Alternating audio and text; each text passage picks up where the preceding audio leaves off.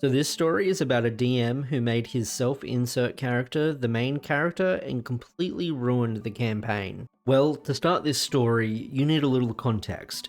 In the country where I grew up, it wasn't very common to know about Dungeons and Dragons, unless it was on television where they'd mentioned it in cartoons or something. Later, in high school, I discovered the web show Critical Role, and was left with a strong desire to really dive into the game. The problem was finding a group. Searching online, I got lucky and found a local spot where it was very common to play, a board game store. They were very kind and taught me how the game worked through one-shots. I was looking to join a campaign, but the problem was that I lived far away and they were in the city, making it very difficult for me to go often. One day, one of the owners of the store contacted me on Facebook. Yes, this was several years ago. He told me there was a DM who lived near my area and was looking for people to form a group of players for a campaign. He said the DM was a regular customer of the store and seemed to have a good vibe. Oh god, how wrong he was. The DM, who we will call Gary Stew, gave me his contact info. He invited me to play a one-shot with the other people he had met. I said yes, and since I live nearby, I wasn't too worried. I won't bore you with the details. The one shot was pretty normal. Us versus some bandits. I met who would probably be the group: 3 guys, fighter, rogue, cleric, and 1 girl, warlock, and me, your eloquent narrator, druid. After the one shot, Gary Stew said he liked the way we played and our style. He invited us to play his campaign, and we excitedly said yes, since, strangely, all the players were newbies who had never played a D&D campaign beyond one-shots. At the time, we didn't question why. We were just happy to be in a real campaign of the game. He told us the campaign was a combination of genres: sci-fi, fantasy, horror, and lots of video game references, especially Dark Souls, because it could get difficult. But he said we didn't have to worry because he not only accepted official material, but he also allowed all kinds of homebrew, spells, weapons, etc. We were just starting out and didn't know much, but we said that was fine. We were also happy that he let us use the characters we used for the one-shot, since we had liked how we developed them in the game. A week passed until the first game began. We were very excited. Warlock even drew pictures of our characters and we each kept one. We started at level 1, of course, and when the story began, everything seemed normal. The story started after our one-shot, when we defeated the bandits, the portal opened, and transported us all to a version of our world, the real world. The characters appeared in a field near a large city. My character tested if his magic still worked there, and sure enough, it did.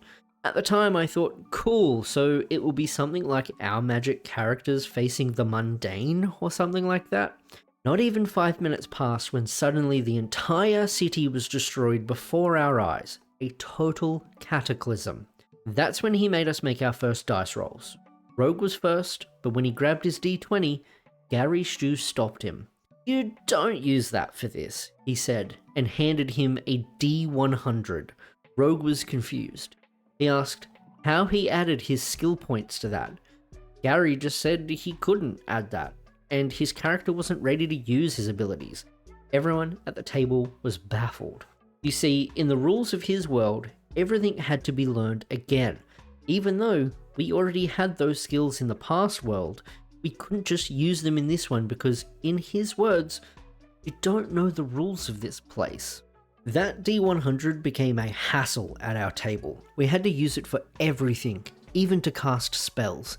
If we rolled less than a 50, the casting or ability would fail, leaving us looking like idiots when we needed to do even the most basic things like starting a car. But I'm getting ahead of myself. Anyway, we barely survived the cataclysm. We got lucky with a few spells and were able to get out alive. Night fell and we didn't find any survivors. We decided to camp in some ruins when we saw someone approaching in the distance. None of us passed the damn D100 for perception because of course we had to use it for that too. By the time we noticed what it was too late, and it was right in front of us. A zombie. When the battle started, we thought it wouldn't be so bad, Just another undead, and we had a cleric. That creature almost killed us. Even though our initiatives were high, all our attacks missed. It regenerated from sword attacks, daggers wouldn't penetrate it, fire spells made it grow bigger, and when the cleric cast Sacred Flame, he mocked us. When it was the zombie's turn, Gary Stew gave it 10 actions, saying that it was fair since there are more of you than him. The zombie hit all the attacks, curiously leaving all of us at 1 HP. We were already planning our escape strategy when suddenly, and in the DM's own words, from the shadow of perdition, a ray of hope emerges from the rubble. In what appears to be radiant armor with a soulless symbol mounted on a golden motorcycle arrives a mysterious stranger. That mysterious stranger started performing a series of crazy stunts until he reached the zombie, with a single slash cut off its head. Strangely, Gary didn't make any dice rolls to check if everything he was doing went well. It just happened. When it was over, he took off his golden helmet, revealing a face with many scars, which again, in the DM's words, did not deform his face, but rather beautified it. Then he spoke his first sentence. It is foolish to face a beast like that. He had that arrogant tone that instantly made me dislike him. He gave us the strange explanation that those types of creatures cannot be defeated so easily, not even by what we call magic, even if it comes from a false god, he said while looking at the cleric with fury. He practically humiliated us for not knowing what we were doing in our first battle in that world, even when we told him we weren't from there. He kept belittling us for not investigating anything about that place when we arrived. I must also mention that the DM gave the character a tone of voice as if he thought he was an anime protagonist. Despite his attitude, we wanted to be friendly. We asked him his name, and I'm not kidding, he introduced himself as, "I am Gary Stewman." It was an obvious variation of Gary's name. At the time, it didn't bother us much, since we were all just starting out. We didn't know about self-insert DMs and how toxic they were. If we had, we might have gotten up from the table right there and then. We should have, knowing what came next. I'm going to summarize the following sessions a bit, but for the next 3 months, they were the most stressful games of my life. We had the idea that if we just kept playing, things would slowly get easier, but we could never do anything right. For every skill check, we could only use the D100, and failure was almost guaranteed. We were always on the verge of death. Every monster had like 1000 HP, and only Gary Stewman could kill them. We couldn't level up because Gary said, "You haven't learned enough," and he was never specific about the details of how to learn things. Every NPC we met looked down on us, treating us like children for not knowing things about that world, and they all had those anime character tones, plus they all called us fools, as if the people of that place didn't know any other insult. Things started to affect us internally. Fighter and Rogue had a strong argument because the missions never went well. They blamed each other. Gary Stewman tried to have a relationship with Warlock in the game, but when the player said she was a lesbian and that her character was too, mysteriously, all the female NPCs started treating her badly. Gary's justification was that because she used that strange magic, they didn't trust her. We literally had to sit through a 40-minute scene of Gary Stewman defending Warlock, fighting alone against a group of people who wanted to burn her as a witch, and then giving a speech where he made them see reason, while we couldn't participate because we had to protect her in a building. 40 minutes of watching Gary Stew talk to himself. Every idea we had to do something, his self-insert responded with a laugh and a bad joke, saying it would go wrong, and if we tried it, the failures would end up with some kind of humiliation for our character. He made my character smell like an unwashed dog and wet himself, just because I wanted to talk to a dog, saying I had to feel like one to do it. Things got tense. Coming to play felt more like an obligation. If we told the DM we couldn't make it for a reason, he made us feel like we would lose a big part of the story, and that our progress to the next level would be delayed even further. Those 3 months felt eternal, even though we only met to play once a week. I know at this point you'll say, why didn't you leave his campaign and look for another one?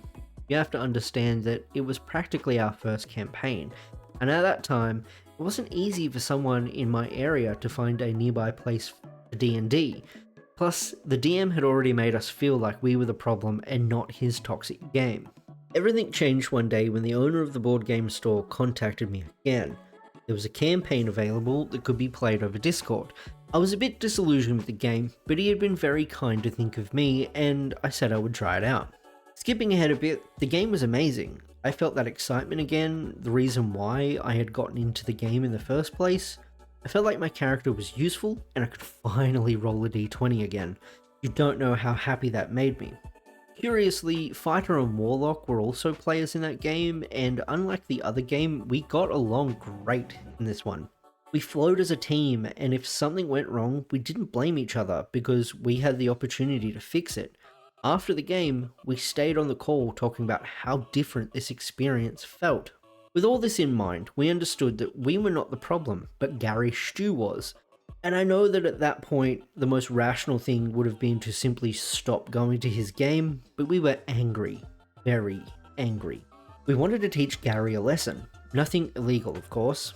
He had made us feel so useless and belittled in our first D&D campaign that we wanted him to feel some of the discontent we had felt during all of those hours of play.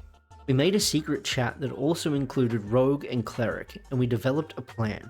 When we had everything ready, we convinced Gary to hold the game at Cleric's house. He agreed. When the game started, everything seemed normal. Gary Stewman and his arrogant comments, and us feeling bad.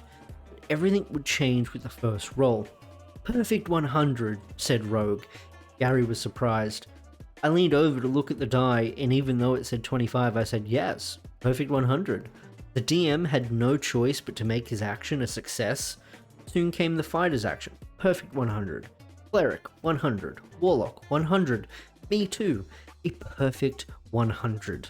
Gary obviously suspected something and said, guys, I don't think you rolled that well. Even with a 100, you can't hit the monster. That's when Warlock replied, in fact, it's the opposite. At this point, I grabbed Gary Stewman's battle axe and decapitated him with a single swipe. We all started saying, yes, that's right, that happened. And also that we reached level 20 just because of this fact. Gary got upset. Hey, that didn't happen. In fact, he wouldn't let you take the axe just like that. Fighter replied, that's why I slapped it out of his hand. Look at him lying on the floor. I think he wants to cry. Gary tried to speak, but that's not... I said, he even wet his pants. Look, he made a puddle. Everyone at the table started adding more and more things. The monsters turned into chickens, the NPCs dance in circles while crying, Gary Stewman won't stop sucking his thumb. Gary Stew, completely annoyed, just said, a meteor arrives and destroys you all. Warlock, in a quick response, said, we use Gary Stewman's body against the meteor, saving the planet but ending him forever. Gary, without saying anything else, grabbed his things and left. We didn't say anything as he was leaving, we just smiled. For the rest of the evening, we ordered pizza and watched a movie, and of course, we talked about how good what we did felt, at least at the moment. Time passed. Warlock and I played in a couple more games, but I haven't played a campaign with that group again. I'm still playing and must say that luckily, in no other campaign have I encountered a similar experience. As for Gary Stew, I didn't hear much about him. Talking to the store owner, he told me that Gary came back a couple of times looking for a new group, but after a while he stopped. He received many complaints from players about his attitude. Well, this is my story. With a bit of clarity over the years, I see that the attitude we took back then wasn't the best, and if I could go back, maybe I would try to talk to him. I remember everything his game made me feel, and I don't know. I don't wish him ill, but I certainly couldn't play with someone like him again. So the players got their revenge, but the damage was done. Group fell apart and went their separate ways. A toxic DM doesn't just ruin campaigns, they ruin friendships. If you want more TTRPG horror stories like this, subscribe. I've got plenty more, and if you've seen a DM destroy a group, drop a comment, and thanks for watching.